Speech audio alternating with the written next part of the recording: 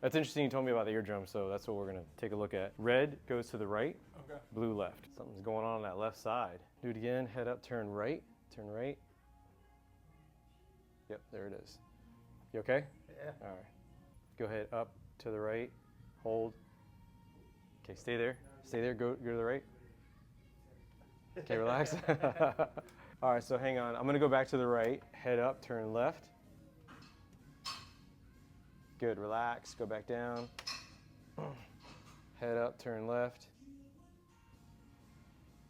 Doesn't like left. All right, we'll move up one more frequency, because if it's just gonna be at 250 and above, then we're just gonna stop there.